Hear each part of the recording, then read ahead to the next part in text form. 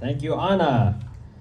Next up, we have Mr. Paul Steiner, who is a DSA member and a rank and file member of the International Brotherhood of Electrical Workers, Local 520.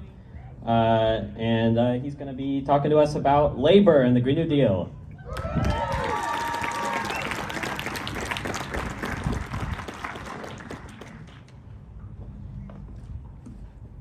Sky's always a little bluer when you get to see your comrades. I want to start off with a selection from a poem by Utah Phillips, folk singer and labor radical. And the old hunger returned, the terrible and obscure hunger that haunts and hurts Americans and makes us exiles at home and strangers in our own land. We, the working class of Austin, are exiles in this city. In Austin, construction workers like me build high-rises that we could never afford to live in. Bartenders in the Domain serve up cocktails that are worth an hour, or that cost an hour's worth of their wages. And teachers teach the children of people who make a teacher's yearly salary within a month. We are strangers in this city that is supposed to be our home. Almost exactly a year ago today, a winter storm swept through Austin. With work shut down for the week, I had a lot of opportunities to take long walks in the blasted landscape that was my neighborhood. On one of those cruelest days, one of those ones without power, I was taking a walk by a new apartment complex that was being built.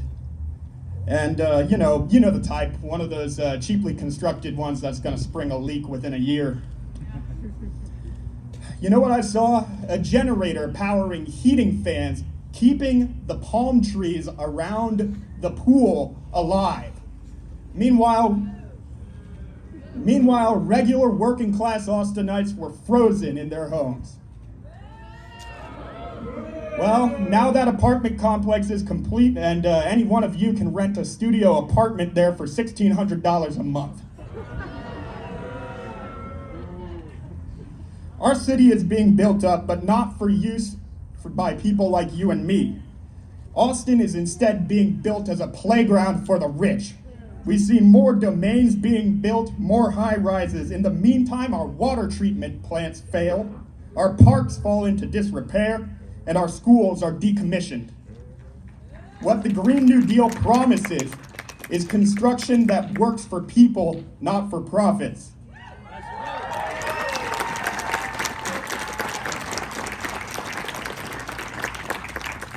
The free market has done for Austin what the free market has done everywhere, which is make the rich richer. The only way you'll get a bunch of bull from land developers that we need to tweak this or that zoning code to really make this city affordable, that's not true. The only way we are going to make this city affordable is with vigorous government intervention like the Green New Deal.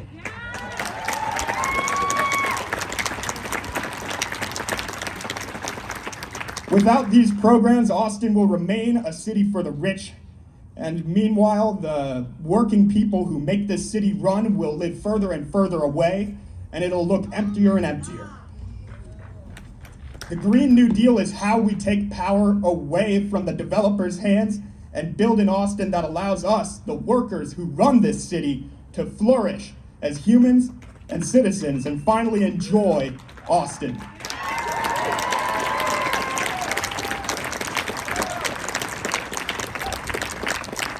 In the meantime, y'all, we need to get organized.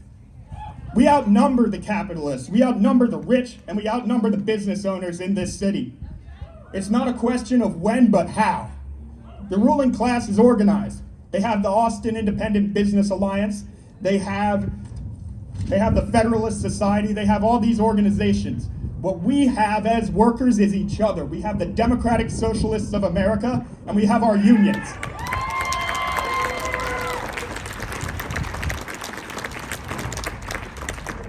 The DSA is charting a path that Bernie Sanders and Alexandria Ocasio-Cortez have laid out for us. It is an answer to the dysfunctional politics of today, where the rich rule both parties with an iron fist.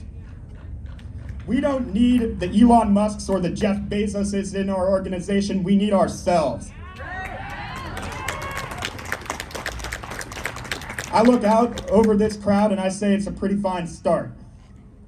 Like the prodigal son from the parable, the working class will one day return from its exile into the warm embrace of a society that once scorned it. The deprivation and injustice of life under capitalism, the hunger that hurts and haunts us, is a human creation.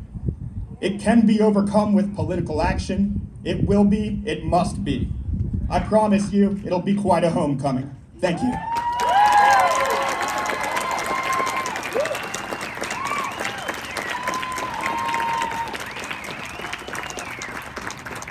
All right, thank you, Paul. Next up, we have Karen Reyes, who is an. That's awesome. We got some. She is an elementary school teacher, teaches special education, proud immigrant, union member, and a community activist. She has served on the executive board of Education Austin, which is the teachers union locally. And is a trustee for the Austin Central Labor Council. Karen.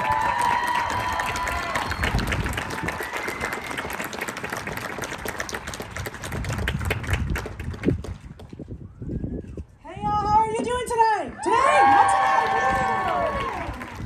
All right, so many people are going to talk about the winter storm. I apologize, I'm going to be one of those too. But I want to talk about it from the teacher perspective and not necessarily my own personal account of what happened, because I think we all have those stories.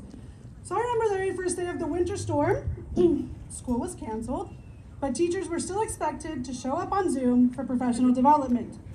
Not unexpected, workers are treated how we are. But the next week, when school was still canceled, people still didn't have power. Many more still didn't have water. We were expected to hold classes over Zoom. Yeah, exactly. So I knew what was more important at that moment, and it was not telling my 7-year-old students to get on Zoom. It was making sure that my students and their families were okay. So in our communities came through. Our union brothers and sisters, shout out to the Teamsters, came through and got water for us. I went out and delivered cases of water to my students in their homes and to my school because that was more important than holding classes on Zoom. We know if your basic needs are not being met, you are not in any way, shape, or form ready to learn. Now, the winter storm also did a number on our school buildings. We had HVAC issues for weeks afterwards that lasted at my school due to the winter storm. And just recently, we had yet another water emergency here in our city. And we know these events are not flukes or anything. It's an ongoing issue because our world is in crisis. And we have the tools necessary to make a difference. And it's not just about the infrastructure, it's about the people. And we need a Green New Deal. That's right. We also need a Green New Deal for public schools.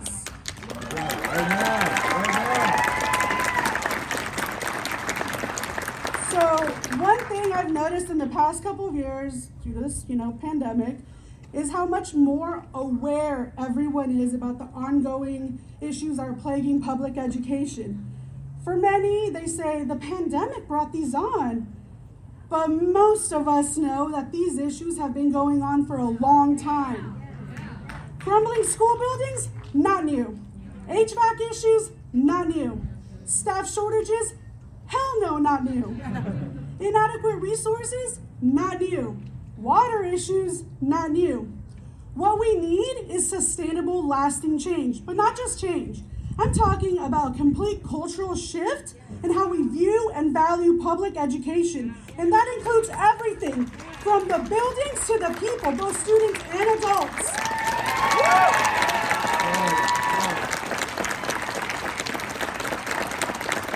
Now, the state of our education system now clearly shows that we don't value it. We're being honest, right? So while these issues are not new, what is new is this: the movement we are in, the moment we are in, the people that are now more aware and want to get more involved. What we have is more educators being vocal about what is actually going on in our schools. What we have is people coming together and saying enough, because a better world is possible, and it's possible when we all come together in solidarity.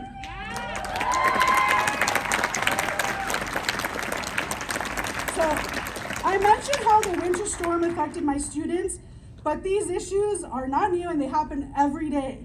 I've worked here as a teacher for 7 years, and in those 7 years, I can count on one hand the number of years that I have not seen an HVAC issue. We live in Texas, this is gonna be a shock, it gets hot. And when the AC systems in our schools don't work, this is what happens, let me tell you. First of all, I get my sweat bandana out. Okay, it's already a thing. But it's more than just being uncomfortable. I work with students who are deaf and hard of hearing, so they have hearing equipment. And here's a fun fact, kids sweat. And when they sweat, it gets into their equipment and it stops working. So now what we have is no longer just about being uncomfortable. We're talking about their education is being disrupted. And this isn't something that's happened once, happened twice. It's happened days at a time, weeks at a time, in one school year, a month at a time. Politicians are preaching about learning loss and how students aren't performing well on tests. The truth is, how can we expect kids to learn when we can't even guarantee that their basic needs are being met at school?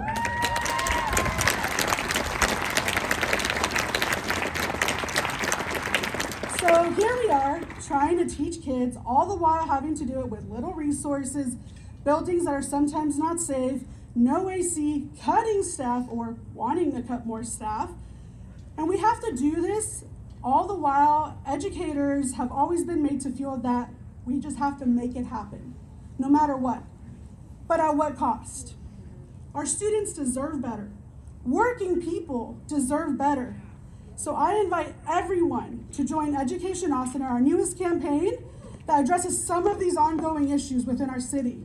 And that starts with raising our wages for our hourly employees, like our bus drivers, our cafeteria workers, our custodians, our teaching assistants, the people that make our schools run. So, are you ready to join us in making our schools better, in making our communities better, in making our world better? Thank you.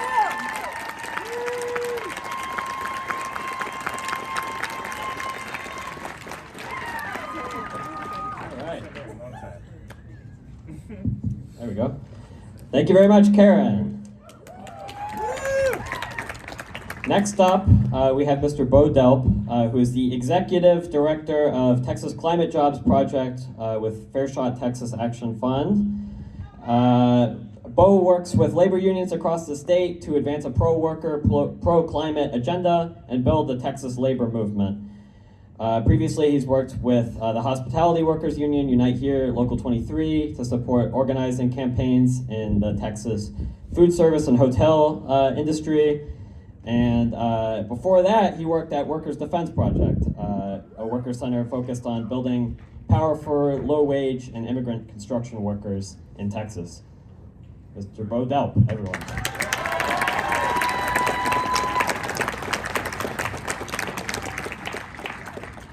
Hello, can y'all hear me okay? First of all, let's give it up for Education Austin one more time. Huh? Make me follow the teachers union. Like he said, my name is Bo Delp. I'm with Fair Shot Texas Action Fund, the partner organization of Texas Climate Jobs Project. Let me tell you what that actually means. We're a new organization that was founded by the Texas AFL-CIO and labor unions across the state with a really simple idea, that it is possible to win on a pro-worker, pro-climate agenda in this state and build the Texas labor movement. So I have a question for you. Who here is in a union? Who here supports unions? Now, who here likes to stick it to the boss every now and again? All right, that's what I like to hear. I can work with that. Now let me say a few things right off the bat. Let me start with the tough news. The tough news is, in Texas and across the country, across the planet, we're watching our climate break down in real time right in front of our eyes. It is getting harder and harder just to exist as human beings on this planet. And on top of that, there's some really powerful interests, corporate interests, that are shrugging their shoulders, and every time people like us try to make meaningful action, they stand in the way. That's the bad news. The good news is we also live in a moment of incredible opportunity if we do the right things. In our lifetime, we have the potential to see massive hydrogen power plants and geothermal power plants in this state fueling our energy needs. You know, Texas already produces more wind energy than all but 4 other countries on this earth. And that's with a goofball like Dan Patrick running the show. Just think what we could do without him. Now, Texas also has more solar potential than any other state in this country. And Austin slowly is becoming a hub for electric vehicle manufacturing. I'm going to talk more about that in a minute. So we know that we can slow climate change. And we know that we can create jobs. But that is only half the equation. Because let me tell you something. A lot of efforts up until this point to address climate change have left a lot of workers behind. There have been a lot of efforts to deal with climate change in ways that have resulted in power plant workers, many of them union workers, losing their jobs because they didn't have a seat at the table. And we got to do something about that. We got to make sure that as this transition happens, workers have a seat at the table. But I want to say something else. The fact is that the fastest growing job in Texas right now for the last several years has been solar panel installer. And that's good. But we also need to talk about the fact that there are 5.3 million workers in Texas that earn less than $15 an hour. We need to talk about the fact that Latina women in this state make 46 cents on the dollar for what a man makes. And that is the highest gap in the country. So we got a message today for Austin solar companies. Pay your workers a fair wage. We have a message for companies in Austin that install wind turbines. Give your workers the health care they deserve. And we got a message for Elon. Elon, if you can hear us, wherever you are, Tesla workers deserve a union too. Because the Texas labor movement knows that this planet is worth saving. Okay? It's worth saving. But we don't want the new economy to look like the old one.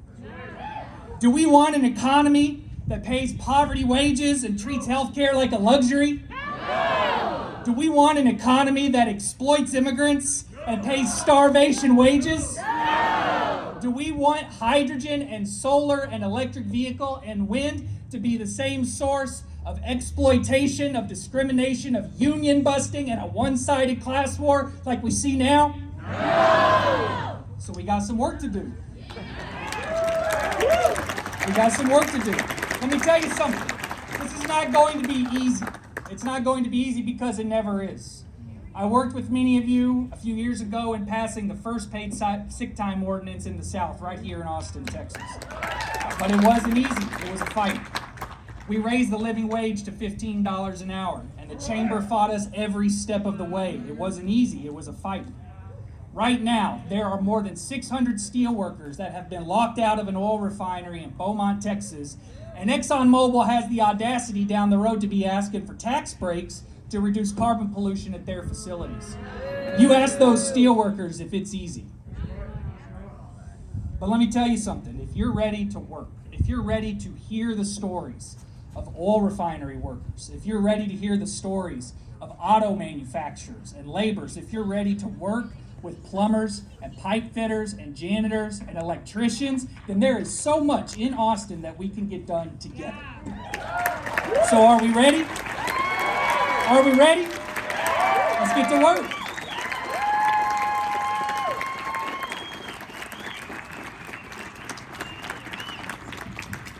Damn right. All right.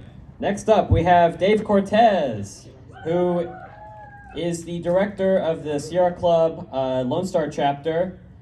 And he's going to be talking to us about energy democracy and expanding access for working class people to shape decisions on how they get their power, water, and energy.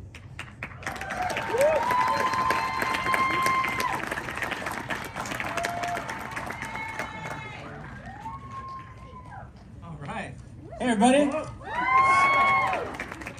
All right. Wear your masks. Take care of each other, as we all got to do. My name's Dave Cortes. Can you hear me in the back? All right.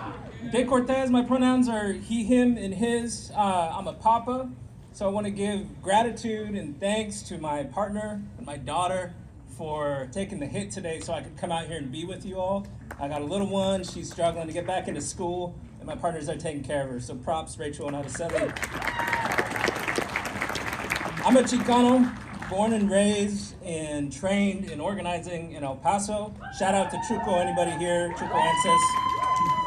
And yeah, as you said, I'm the director of the Texas Sierra Club, operating all over the state here in our Lone Star area. But like all of you today, I'm grateful to have survived last year's storm. We've heard a lot about it today from our brothers and sisters speaking before. The massive state failure of that 2021 storm, the worst manifestation of the climate crisis in the history of this state. And like some of you, I remember, think back to it. Take a moment, think back to it, and remember the panic, the struggle, the anxiety, the tears, the cold, the worry that we all carried those days when we didn't know what was going to happen in that storm. Think back to that. The snow melting to have drinking and flushing water. The sound of my toddler screaming in the cold, in the dark, because the power was out and the temperatures were dropping. That trauma that we experienced, it lives in us today. Each and every one of you still has it. And it is important that it is not forgotten. It cannot be forgotten. And even more so, it is our responsibility to turn that trauma into power. Turn that trauma into action rooted in our collective solidarity and organize towards a future built through energy democracy. And what is energy democracy? We'll talk about that. We all suffer at the hands of a system that sacrifices our people, while people like Kelsey Warren, pipeline billionaire CEO of Energy Transfer Partners, that built the Dakota Access Pipeline, made $1 billion off that storm. When you felt what you felt and struggled what you struggled, his company made $1 billion. Kelsey Warren, who gave $1 million to Governor Abbott's campaign as soon as the Texas legislature wrapped up and failed to regulate the gas and pipeline industry. Kelsey Warren, who in this most recent storm we all just had and lived through, threatened to cut off fuel to power plants, threatening 400,000 people in their power supply. These are the people that run and shape our energy systems, and we gotta take it back. I'm sick and tired of being sick and tired, just like each and every one of y'all. Together we can organize to hold the 1%ers accountable. Together we can shut down Austin's Fayette coal plant. For those of y'all that are working on it, power to you. But we gotta do it in the spirit of energy democracy. We can't be out there doing it on behalf of people we don't know, people we just never see, or people we've heard about. We have to be doing it with the folks that are around us in this neighborhood today, the historically marginalized, gentrified, and oppressed, who have been saddled with costs from that winter storm and never get the opportunity to shape the decisions that impact their lives and the lives of their neighborhoods. These are the people of the global majority, my people, that struggle the most in the climate crisis. Together through energy democracy, we can work alongside them, learn from them, share our knowledge, and they can give it to us as well, and build a pathway to making sure that solar is actually accessible for working class people and not the folks in West Austin who can afford huge down payments. So we can organize in Texas to win like this. I believe in each and every one of you. You're here for a cause. We're here because we see that we need to fight. We are in the fight of our lives. There's no doubt about it. We are in the fight for our livelihoods. There's no doubt about it. But most importantly, we are here together in the fight to shape a new way of life for our people. I've seen billionaires lose. Where I grew up, I watched an 828-foot smokestack come crashing down, owned and operated by Carlos Slim, one of the wealthiest men in the world, a copper smelter, destroyed because of organized people, unionists, environmentalists, immigrants, parents, students, working together to keep the Asarco copper smelter from reopening. I organized with many of y'all here to fight Uber and Lyft years ago when they tried to buy an election and rewrite the laws in this city. The only reason they got it is because they're a friend in the state legislature. Together with some of y'all, we stopped North American coal from desecrating sacred sites in Eagle Pass while they harmed burial sites and graves to dig up coal to burn in Mexico. We stopped that. It's one of the wealthiest companies in the world. I believe in the power of organizing in solidarity like you all, so I want to offer a real simple, loving mic check. Mic check. Mic check. It is our duty to fight for our freedom. It is our duty to win. We must love each other and support each other. We have nothing to lose but our chains. Ometeo, solidarity.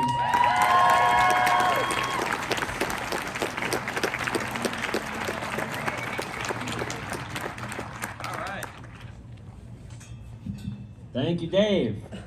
Just a quick logistical note. If you'd like water, as it's beginning to get warm, there's some over there. All right. We love water, folks. Next up, we've got Amanda Cavazos Weems, who's good. We love her. She's a DSA member. She is the co-chair of the Austin chapter of the Young Active Labor Leaders, also known as YALL. And let's give her a warm welcome.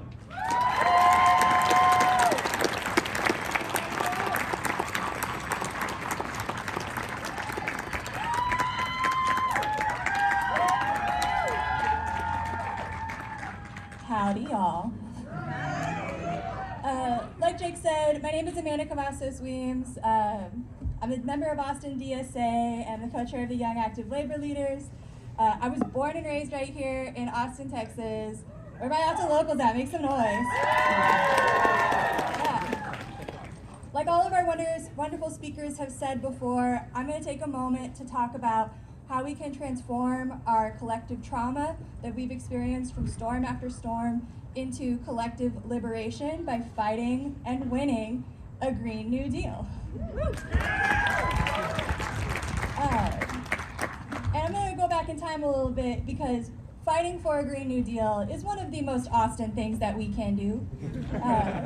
So I'm going to take us back. Do a holler if you love Barton Springs Pool. That's right. A lot of people love Barton Springs. It's often called the soul of our city, but not everybody knows its history, right? Barton Springs was considered sacred by the Native Americans who lived here first, and it's been blessed by many faith traditions ever since then. But it was also built, the pool that we know right now was built by the members of the Civilian Conservation Corps and public sector workers as part of the New Deal.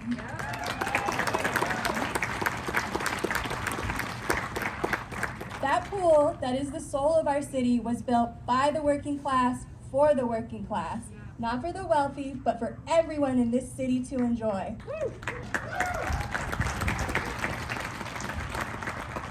And every generation of Austinites since then has fought to keep the Springs as a place for all people in their own way. And that's turned out a couple of different ways in its history. From the New Deal era in the 30s to swim-ins in the 60s to integrate Austin, Barton Springs has been at the center of our community life, our public life, and I'm really proud to sit in a legacy of activism around public pools, parks, and public spaces. And it's just wonderful, y'all. It's such a treasure that we share as a city.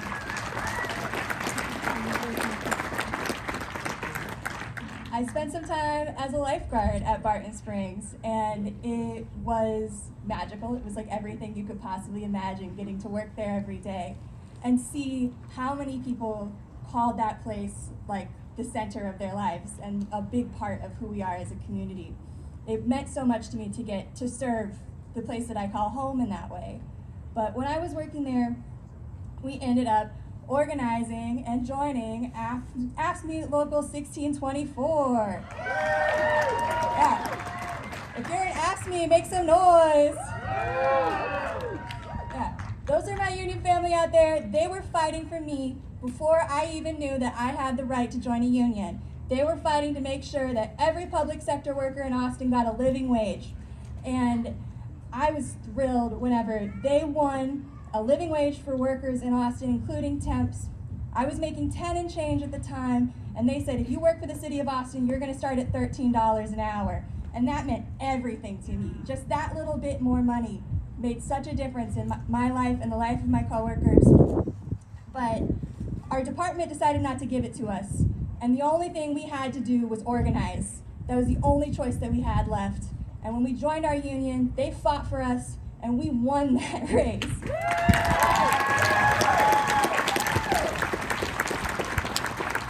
And it was just me and some little lifeguards. I didn't know when we fought for that raise that not only were my 24 coworkers going to get the raise, but all 700 temporary employees who lifeguarded that summer got the raise too.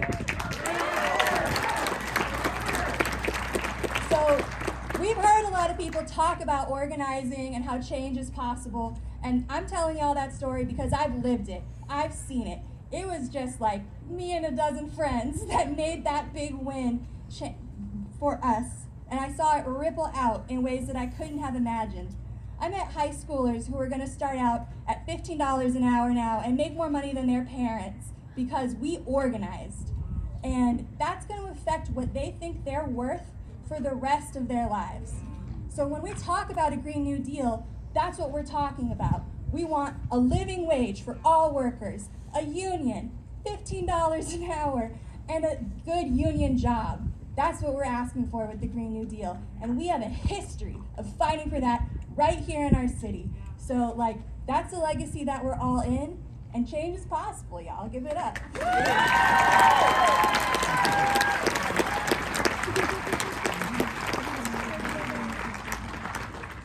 I feel so fortunate to have a piece of that history and to be able to share it with you guys. And I can't wait to see what sort of things we build together with the Green New Deal. The workers that came before us built us Barton Springs. And I can't wait to see the things that we build for the next generation and the next generation, and how we take care of the people that come after us. So join your union, join DSA, and organize, organize, organize.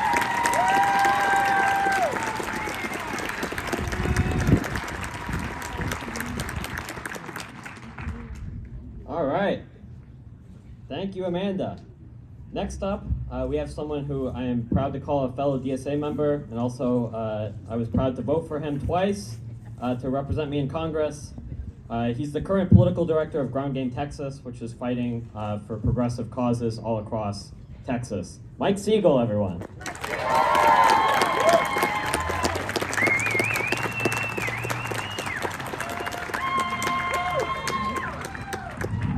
How's everyone doing? How are you doing?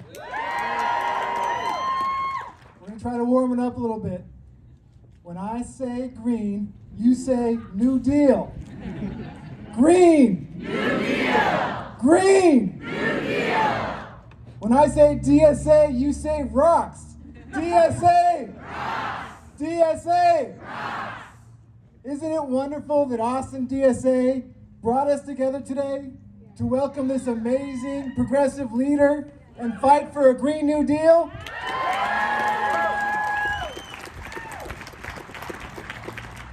I am honored to be able to introduce our next speaker. And if there's two things I can share, it's appreciation and solidarity.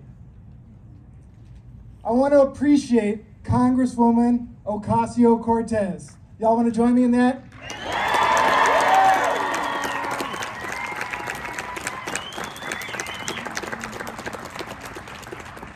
For being a fierce, visionary leader.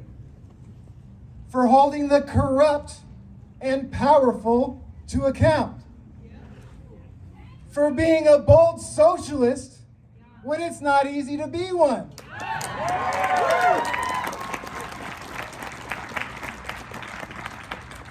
For projecting love and hope and encouraging so many of us. For showing what it means to fight for someone you don't know.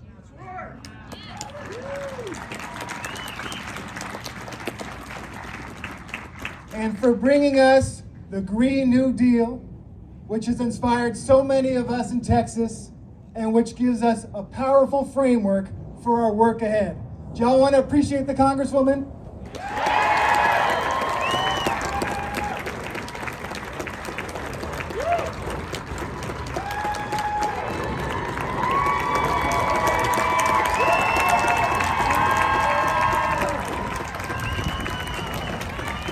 And one more thing, solidarity. Do y'all know what solidarity means? Do y'all know what solidarity means? It's when we fight for each other, right? It's when we show up for each other. It's what Austin teachers are asking for right now, solidarity, right?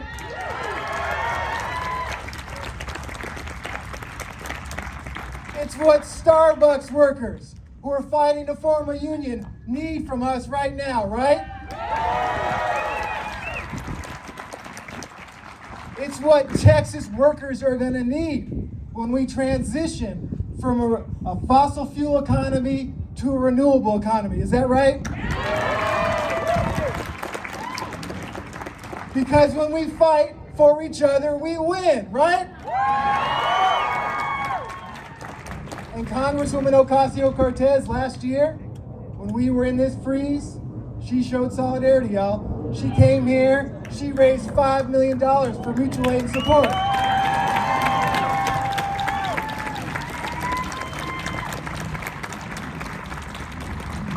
And in the halls of Congress, that corrupt, icky place, she's showing solidarity by fighting for a Green New Deal and Medicare for all. Am I right?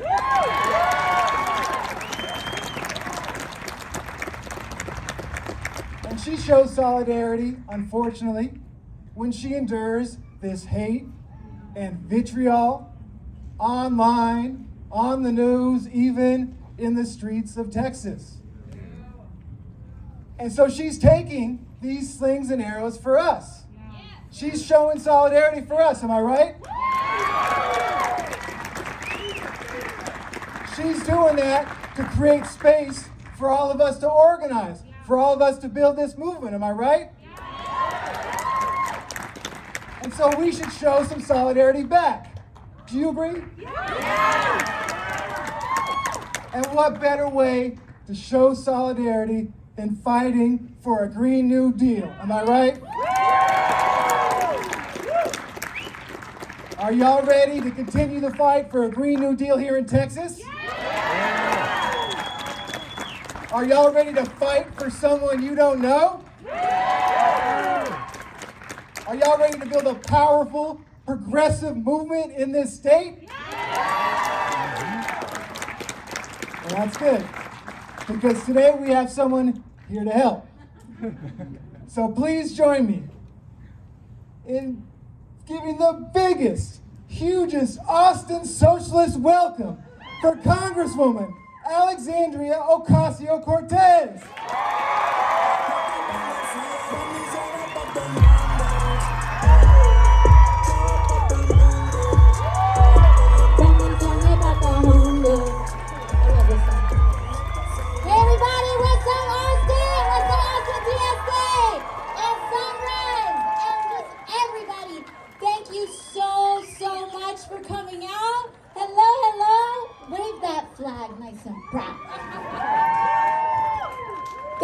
all so much for coming out. I'm so excited to be here. I'm so proud to be here in solidarity and fellowship with you all. And I'm excited to be here today with you all today, because I love that we're not just rallying electorally, but we're rallying non-electorally for all of the mass movement organizing that's going to be necessary to change this country. So thank you all so much. I wanted to talk about that a little bit too, because You refuse to fight tooth and nail against the Iron Dome funding. You refuse to stand. well, let's talk about it. Let's talk about it. Let's talk about it. Let's talk about it. Let's talk about it. Because let's actually start on that note, right? Because I don't believe in elephants in the room. Let's speak on it, because we are all here in solidarity to fight for human rights for Palestinians and Palestinian kids, and for children all over the place. And I don't believe that a child should be on a cage in our border, and I don't believe that a child should be in a cage in the West Bank, and I don't believe that we should be supporting that. However, if we want to make that reality happen, it's not going to happen on the internet, y'all. It's got to happen in person. It needs to happen in conversations. And it has to happen with conversations with people who are already not on your side. We have to expand. We have to grow. We need to educate people on what's going on. Because a lot of us didn't grow up in households where this issue was discussed, right? The plight, and we already know, with media, with all of this stuff, Palestine is basically a banned word. It's censored. We don't talk about it. No one knows about it. So if we care about this, my brother, if we care about it, we gotta be about it. We gotta be about it. And when the votes happen, they have to reflect the community's understanding and building of the issue. So let's knock the doors and make it work and raise the consciousness so that we can take those votes not against the will of our community, but with the will of our community. With solidarity and peace and understanding and consciousness raising. It's not gonna happen by trolling on Twitter, y'all. It's gonna happen by knocking on a damn door. So let's do it, all right? Because I don't have to tell y'all that there's a lot of money and there's a lot of established power fighting against the reality of the subjugation of human rights and to promote the war machine that's happening right now, just everywhere in general. And so we have to organize with communities, all right? And so if there is a Palestinian brother and sister here, first of all, I want to apologize that this trauma is so public. It shouldn't be like this. It shouldn't. But what we need to do is stand in solidarity with each other. And talk about that, and just talk about it, man. We want peace. That's exactly what this is. So, I can get back to that later, but you know what? Like, good, and thank you for bringing it up, honestly, because we shouldn't have to tiptoe around these things. We should be able to talk about it. And we shouldn't allow people's humanity to be censored in the United States of America. And you shouldn't be accused, and it's not even, and believing in the basic human dignity and the ability for a person to not, be jailed or beaten for who they are, it does not mean that you are bigoted against any other community. It's not. And we gotta call that for what it is. Because it's too much. It's too much.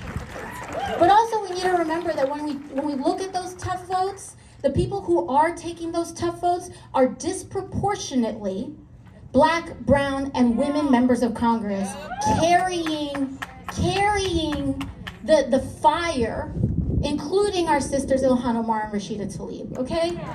So please, because we can only push as much as there is building and work on the ground. This isn't just about you vote your opinions. This is about we vote what we've organized for, and we gotta expand it. So I wanna thank you all. And we should cheer them. So I wanna thank you all.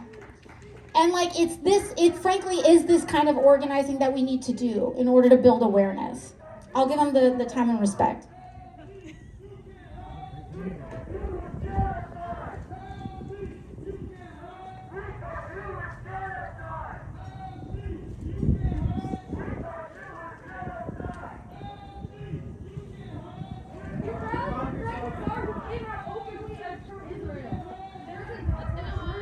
Okay, so we'll go on. So I also want to talk about what else we can do.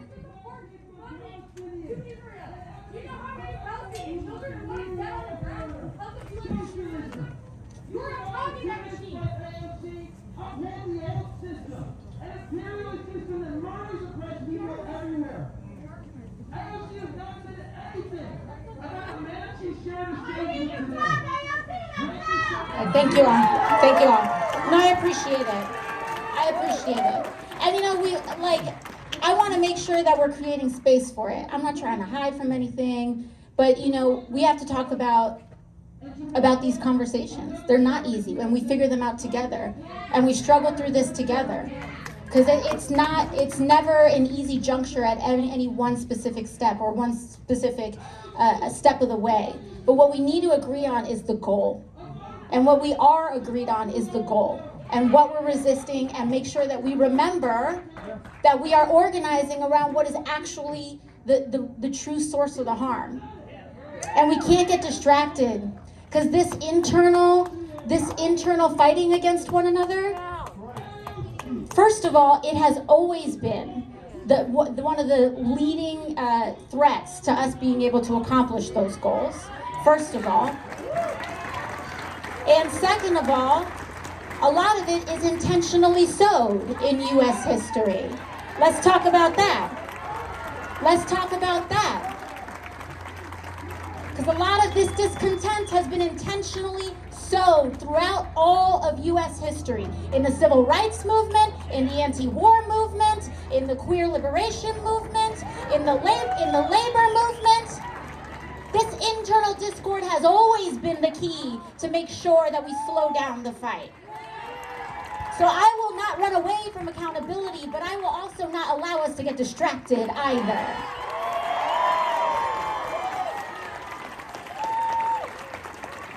So that's that. Thank you. So let's talk about let's talk about some of the things that we do need to do. So here's some of the things. One of the things is, as was mentioned earlier, we've got some striking out in San Antonio. The symphony workers are currently on strike. We got to make sure we're supporting them. Our Starbucks workers who are starting to unionize out in San Antonio as well. We got to show them some love, because Starbucks started union busting, I believe, down in Memphis. And you know why? Because we went out to Buffalo, where the first Starbucks union drive in the country started happening. And the psychological tactics that they were deploying against these organizers were unreal. They flew out almost all the corporate and almost all the executives, Starbucks executives. They flew out union busting firms. And they had their Starbucks workers were outnumbered, sometimes 2 or 3 to 1, with folks in suits following them around as they were just trying to do their job. Trying to make it psychologically untenable to do their work. Almost psychologically untenable to do their work. But you know what helped them? They were about to give up. They were about to give up on that union drive. They were trying to get people to quit. So they were about to give up. But what happened was that India Walton was running for mayor out there.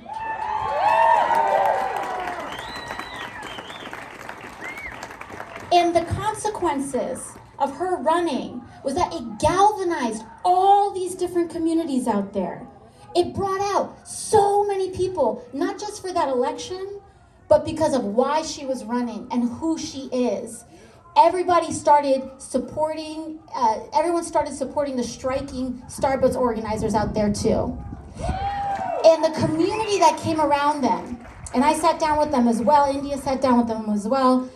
I went out with them, and sitting down with them and seeing all the community rallying behind them, it helped them stay in.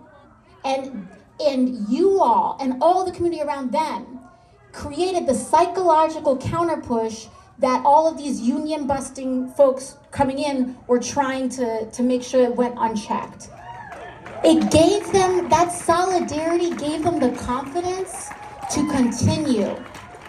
That's real. It's real. When you feel like you are seen, when you feel like people support you, when you feel that solidarity, when you feel like someone has your back, it changes the world. It changes things.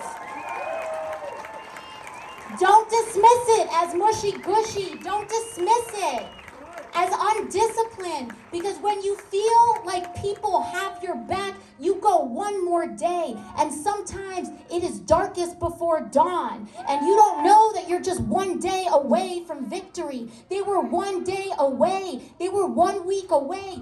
They helped them, and you helped them keep going, and they were successful, and they unionized the first Starbucks in the United States of America. They unionized the first one in Buffalo. Then I believe about 5 to 7 others in the immediate area then held their votes. Now they've declared that they're going to start unionizing down in New York City, in San Antonio, in Memphis. That is going to create monumental change. Monumental. And when we bring that fight down here, it's going to be even more powerful. Because in the southern United States, union busting has always been out of control. Texas is an exception in terms of where we've been seeing burgeoning and people being able to preserve the strength of union movements. But we have a long way to go. And we need to grow and really just blow this thing out. We gotta blow it out.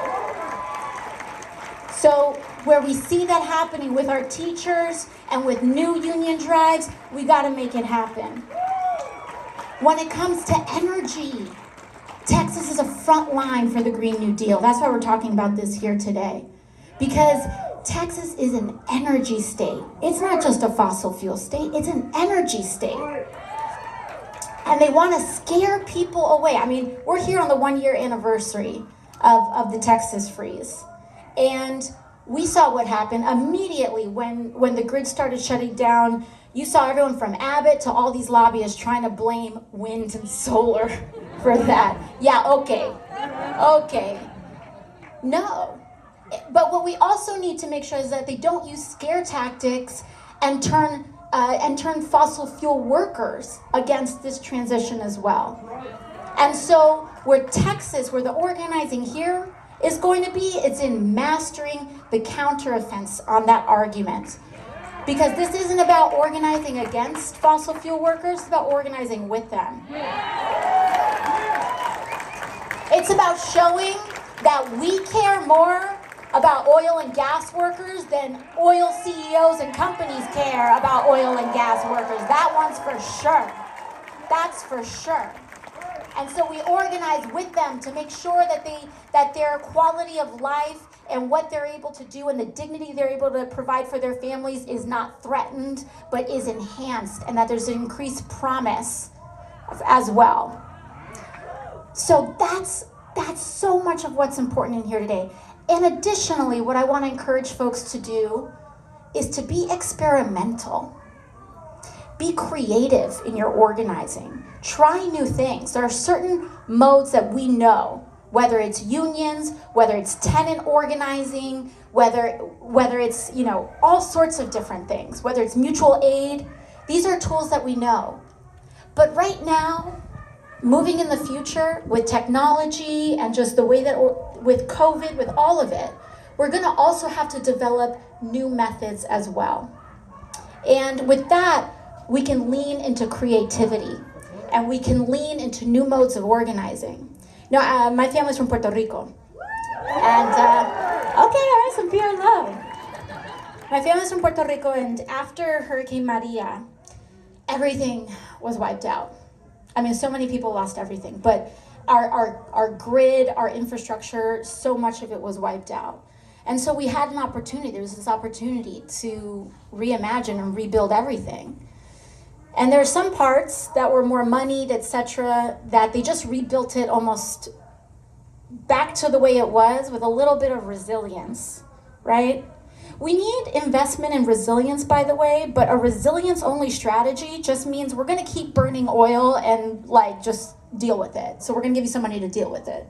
We do need to invest in resilience, but we have to make sure that that is not the number one strategy for coping for climate change and the climate crisis.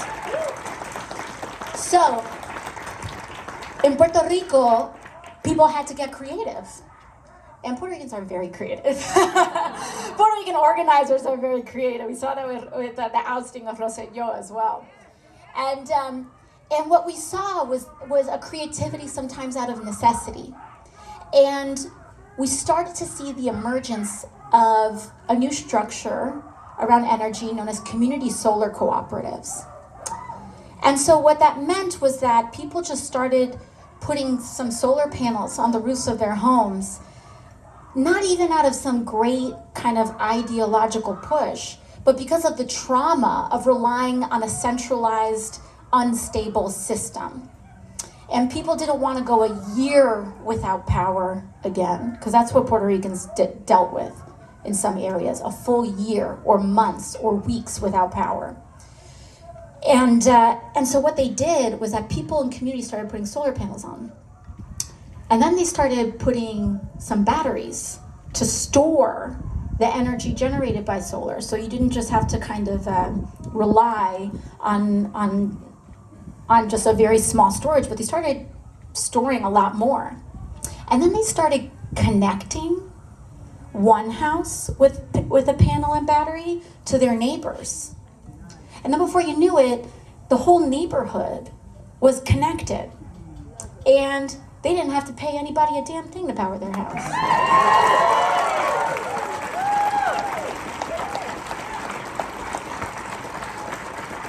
They took care of each other. They built a system where they had each other's backs. They had a system where they created their own energy and divested from dependency on the fossil fuel industry. And it didn't even happen out of some great ideological plan or vision. It happened as a creative adaptation to the inevitable things that are happening. And so we could either keep our eyes closed and bury our heads in the ground, or we can get to work and start preparing for the future. We have work to do. And you know what? Like, people run around and TVs and people start yelling like socialist this and rah, rah, rah, and use it as the scare word, right? And here's the thing, is that we've seen in these CRT fights, but even well before CRT, the United States has hid its history in our schools. This is not new. It's not new. We've even prior to CRT, we have grossly mistaught the history of race in the United States and the history of labor in the United States. We know this. But there was a time about 50 years ago where almost every luminary in society had come to the conclusion that capitalism in its current form was not sustainable in US society. Martin Luther King, Albert Einstein, Ella Baker, none of these people were capitalists. Not one. Not one. And it's not about beating people over the head with words that freak them out, because ultimately the thing is like, it's not about the word, it's about helping people understand the water we're swimming in right now. You know? It's about, should profit come at the cost of your life? Is there anything that should not be for sale? Are there things that are too sacred to sell off? And our answer is yes. Our answer is that children are sacred, and life is sacred, and the planet is sacred, and community is sacred, and rest is sacred, and dignity is sacred, and human rights are sacred, and there are some things that just aren't for sale in the United States of America, and our government should not be either, and public office should not be either, and unions shouldn't be either, and your clean air shouldn't be either. Because right now, when your air is for sale and your water is for sale and all of it is for sale, when you're poor, your water is poisoned and your air is too. That's what happens. That's the consequence of putting a price tag on it. Some things cannot have a price tag on them. And the dignity of our life and our planet is among them. The best thing that we can do is not just tell, but show. We have to show. And there is no way that we can create a movement if it doesn't feel good to be a part of. Okay? You want to build a positivity and a solidarity and an example and a having each other's back where people look at that and say, I just want to be a part of that. That feels good to me. That feels right to me. That feels like truth to me. And that is also why it's really important for us to be, yes, honest with each other, but also to be loving with each other and be trusting with each other. If we know that if we trust that we're in it together for the same goals and the same ends, we need to have a little bit of mercy. We need to have a little bit of trust, a little bit of generosity, because when it feels like it's something that you want to be a part of, you become a part of it and then you grow inside it. And that's what makes it grow. You can't grow this with a hard heart. It's not going to happen. It's not going to happen just with the mind. It needs to happen with your heart and your spirit. You got to have all of yourself in it. You need to really love people to do this. You really got to love people to do this. And so, I just want to thank you all. It's wonderful to share space with you. And just every day wake up and just think about how you can care for yourself and how you can care for someone you don't know. So thank you. Thank you, everybody.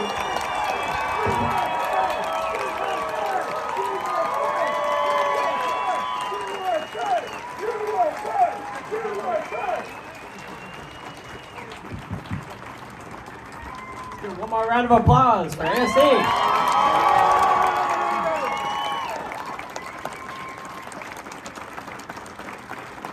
Thank you. Well, it's a real pleasure to share a stage with the Congresswoman, someone who I can safely say that I don't think any of us would be here if it were not for her, and for the work that she's done in Congress and for the movement. Moving forward from this meeting, the duty that we all have is as clear as day. It's a very simple thing: to organize. And so I want to ask all of you to go check out the tables over here. I would ask you to join the Democratic Socialists of America and fight with us.